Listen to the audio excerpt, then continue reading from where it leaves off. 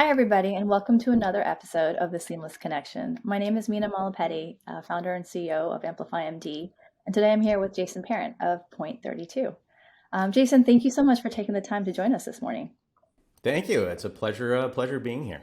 So you have such an interesting journey. I want to have you introduce yourself and Point32 to the audience, but from getting your nursing degree to going through hospital informatics and working in the nursing field for a long time, and now you're the director of clinical innovation. We'd love to kind of get more information from you on your background and what inspired you to develop your career the way you did and brought you to where you are today.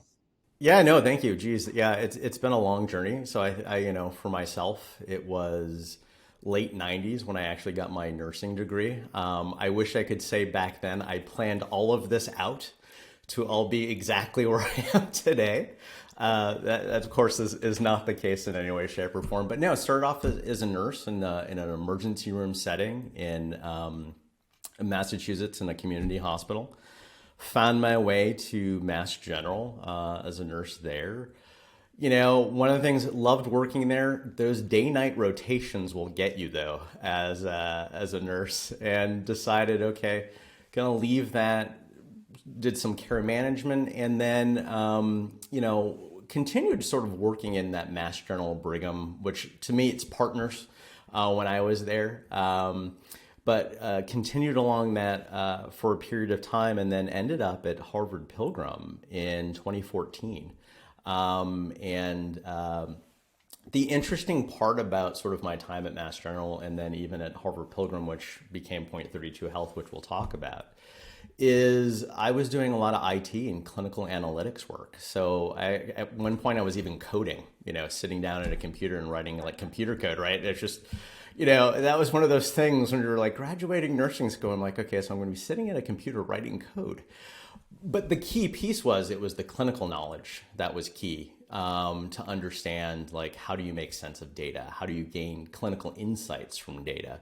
And then, it's a huge piece. And then in the last few years, actually got my family nurse practitioner as well. So enhanced that patient experience and understanding really, there's nothing more profound than sitting with a patient in an exam room, talking about their needs, talking about how to help them, and then using that experience to help guide what we do today. So in clinical innovation. So. That's great. And then what brought you to Point32 and what are you doing there now? Yeah, so Point32 it's a newer organization. So it's the combination of Tufts Health Plan and Harvard Pilgrim Healthcare. So I'm coming from the legacy Harvard Pilgrim side. So again, started there in 2014. And, the sort of those two organizations coming together, clinical innovation didn't exist previously. So, it wasn't coming from any specific legacy organization. What we focus on now is so unique and so different, especially from a payer standpoint. So we're looking at things that are cutting edge, things that aren't necessarily the standard of care today. But the key piece is, can these innovations, can these interesting solutions, can these novelties really improve care for our members? And we think so. And so I'm the director of clinical innovation. So I get to do a lot of really cool stuff a lot of the time.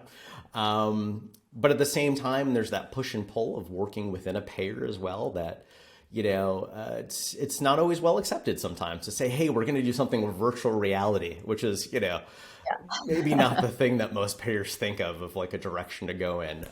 So I enjoy it quite a bit though, in trying to discover sort of new solutions for our members. It's a lot of fun.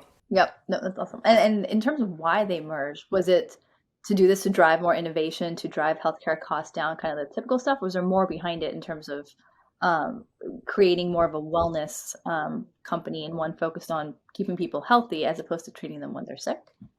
Yeah, it's so I think when you look at Point 32 Health and even the concept of like clinical innovation, like I said, didn't exist previously.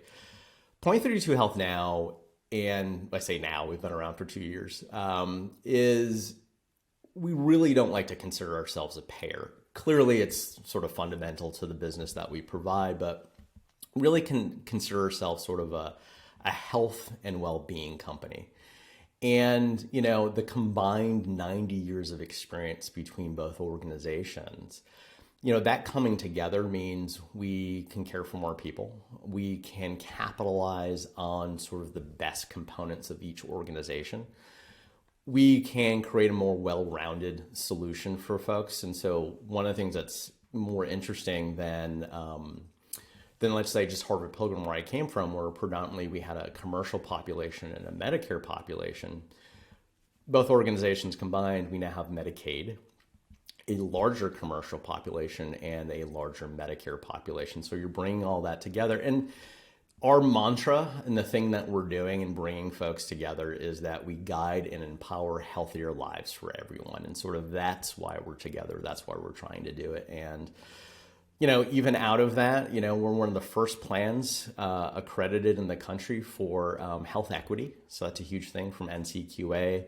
I think 2022, we got the most community-minded business. And so I think there's just a lot of synergies between these organizations that ultimately help our membership. And being just a larger regional payer in the U.S., I think brings people, they gravitate to us. They want to work with us more.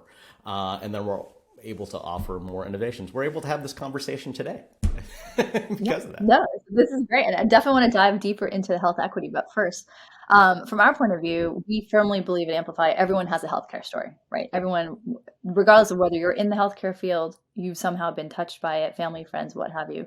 Would love to pick your brain a little bit. What's your healthcare story? Was there a time when you needed care and you weren't able to get it, or you got care and it was this kind of light bulb moment of like, why isn't this done like this all the time, or anything like that?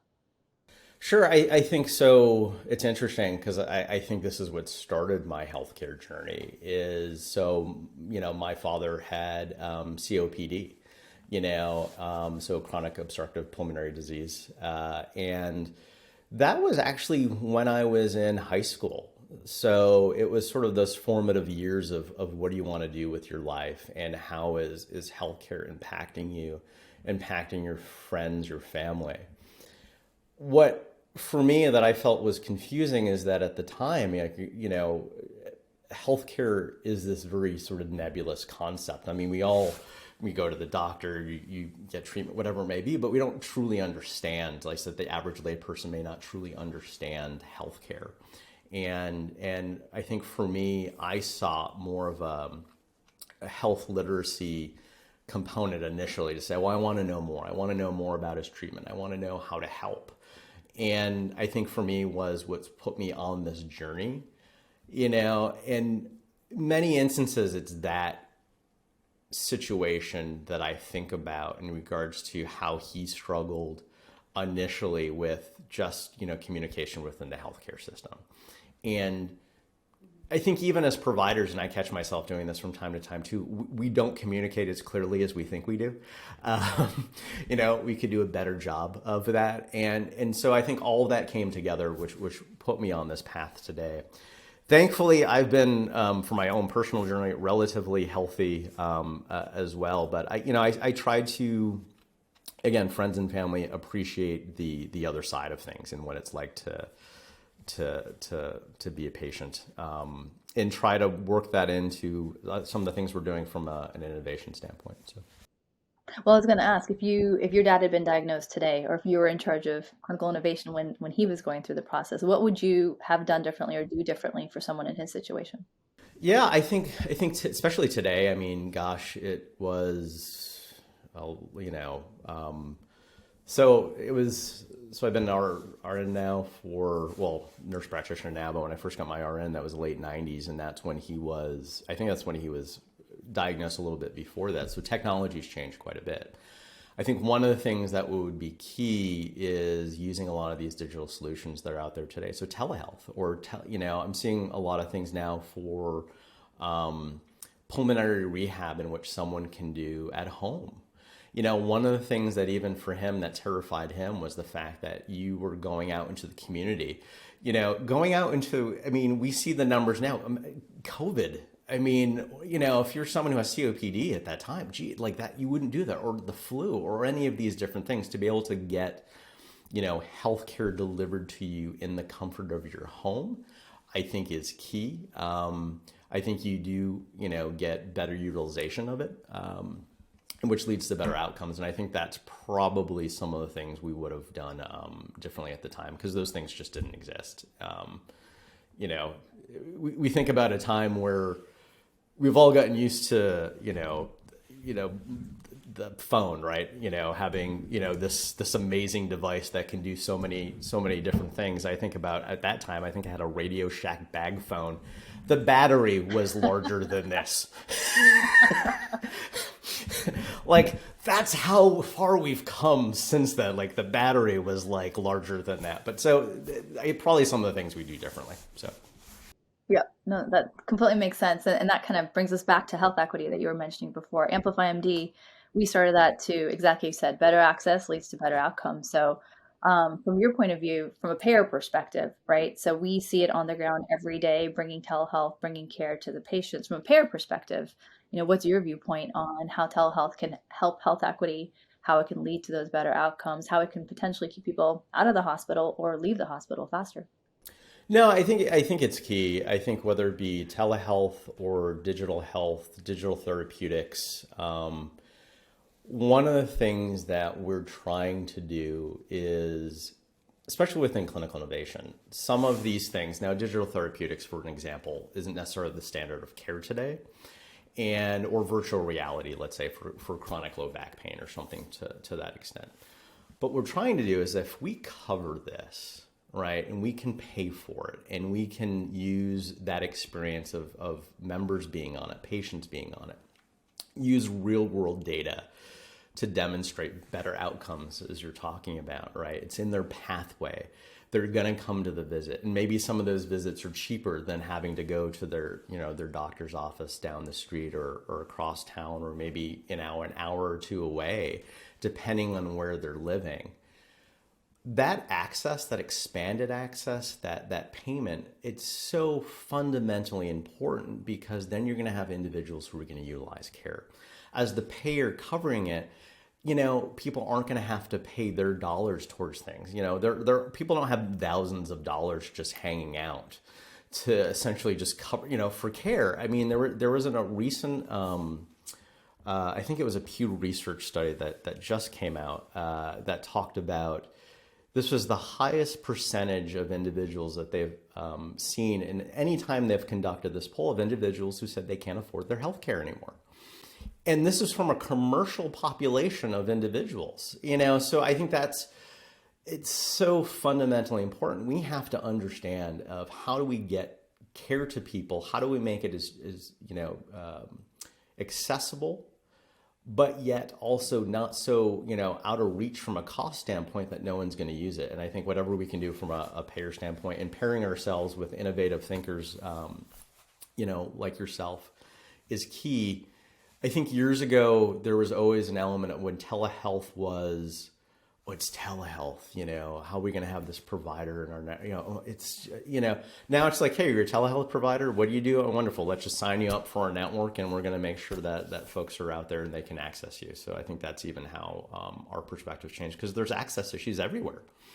And it's, then we wonder why we're dealing with, maybe even from a payer standpoint, of really expensive care being provided, right? It's just because all of the things you could have done years ahead of time may have not been there. And if you do them, you alleviate that burden on the healthcare system. People don't get as sick. And by gosh, maybe we're providing good healthcare.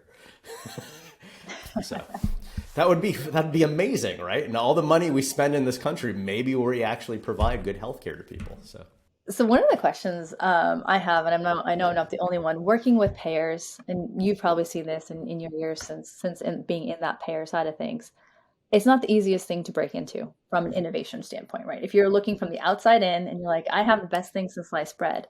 So what would your advice be? Again, Director of Clinical Innovation, you're looking for these things actively, but even if you find it, even from the inside, is it easy for you to make change with such a big organization, given this is how we've always done things, right? I'm sure you hear that all the time.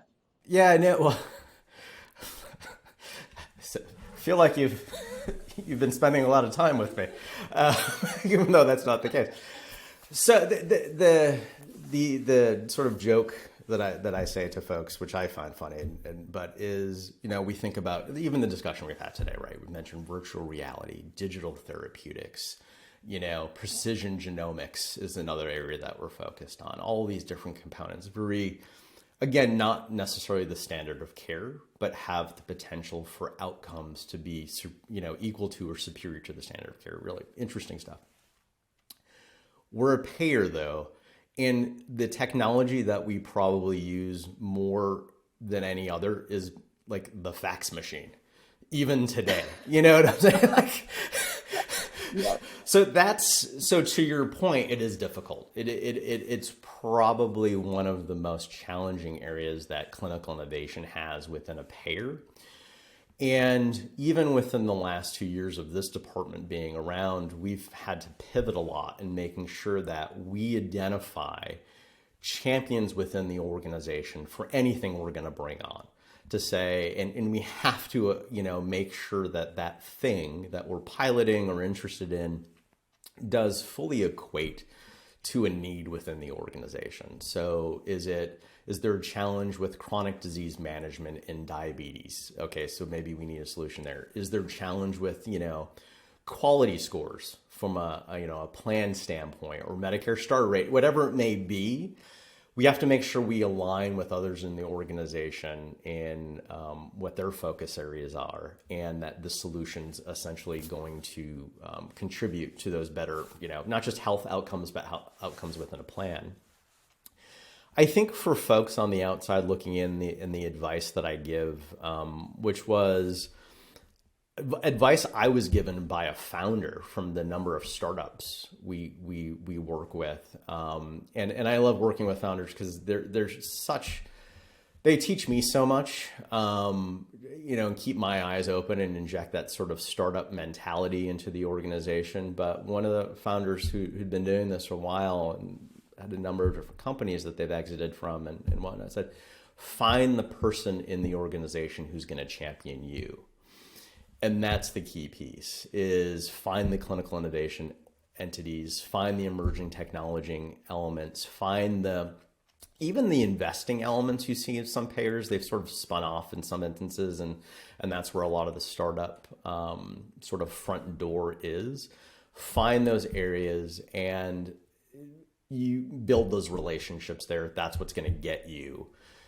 The conversations go well, we can do some pilots, we can look at your data, we can look at your evidence, and then I'm confident that I can champion you in the organization, and I can become your voice in the organization and try to bring something to fruition. So it's not easy, but that's sort of the advice I would give from that standpoint.